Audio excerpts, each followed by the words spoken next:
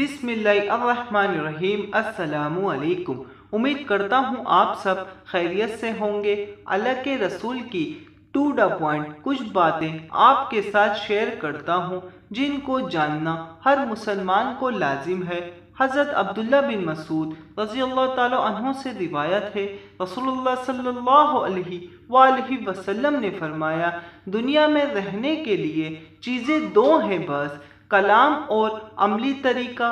تو بہترین کلام اللہ کا کلام ہے اور بہترین طریقہ محمد صلی اللہ علیہ وآلہ وسلم کا طریقہ ہے۔ خبردار، نئے نئے کاموں سے بچو۔ سب سے برے کام وہ ہیں جو دین میں نئے ایجاد کیے گئے ہوں، اور ہر نو ایجاد عمل بدعت ہے اور ہر بدعت گمراہی ہے۔ خبردار، تم میں لمبی زندگی کا خیال پیدا نہ ہو جائے، ورنہ تمہارے دل سخت ہو جائیں گے۔ خبردار، جو کچھ آنے والا ہے وہ قریب ہی ہے، دور تو وہ ہے جو آنے والا نہیں۔ خبردار، بد نصیب وہ ہے جو ماں کے پیٹ میں بد نصیب قرار پا گیا، اور خوش نصیب وہ ہے جس نے دوسروں کے برے انجام سے نصیحت حاصل کر لی۔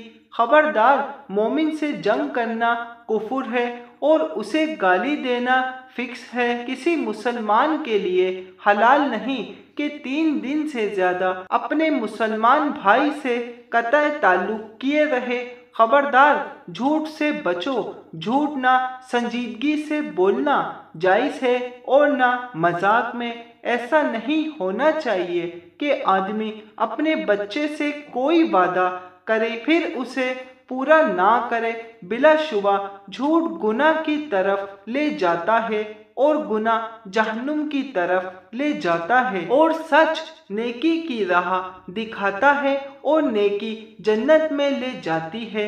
سچ کے بارے میں کہا جاتا ہے، اس نے سچ بولا اور نیکی کا کام کیا، اور جھوٹے کو کہا جاتا ہے، اس نے جھوٹ بولا اور گناہ کا انتخاب کیا۔